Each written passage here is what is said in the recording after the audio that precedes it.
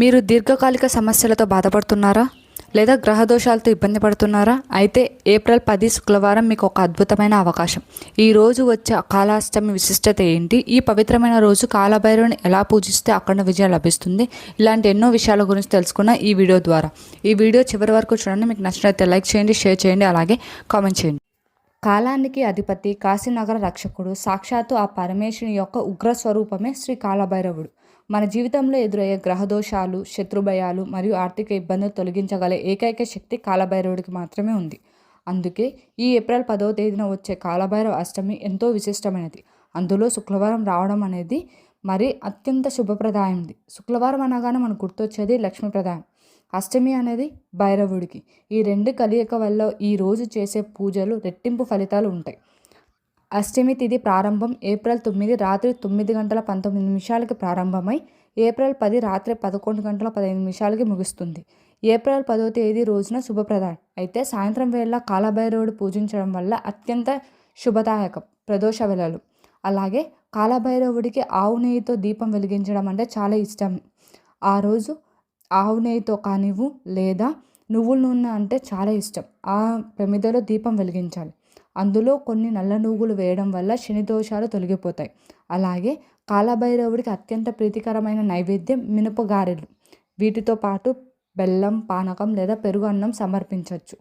దీనివల్ల మనకి శుభప్రదాయం జరుగుతుంది. అలాగే పూజ సమయంలో కాలభైరవ అష్టకం పఠించడం అత్యంత శ్రేష్టకరం. ఒకవేళ అది చదవడం రాకపోతే ఓం హ్రీం బం భైరవ నమః అనే మంత్రాన్ని 108 సార్లు జపించాలి. పూజ చివరిలో కర్పూర నీరాజన సమర్పించాలి.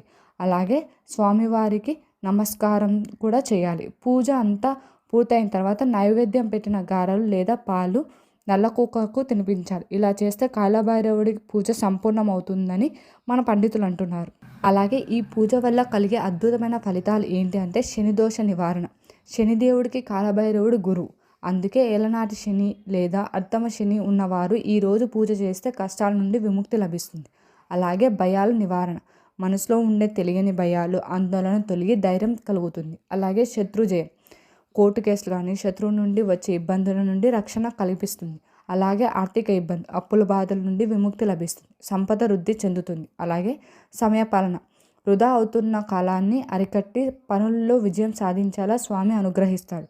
అలాగే తప్పక చేయవలసిన కొన్ని పరిహారాలు ఏంటి అంటే నల్ల కుక్క ఆహారం పెట్టాలి.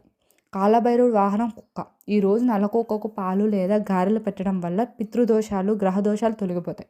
అలాగే దీపారాధన చేయాలి. ఆవు నెయ్యితో లేదా నువ్వుల నూనెతో ప్రమిదలో దీపం వెలిగించి అందులో కొన్ని నల్ల నువ్వులు వేయడం చాలా మంచిది. అలాగే కాలభైరవ అష్టకం చదవాలి. 8 సార్లు పఠించడం వల్ల మీకున్న ఏలనాటి శని కానీ అర్ధమ శని కానీ తొలగిపోతుంది.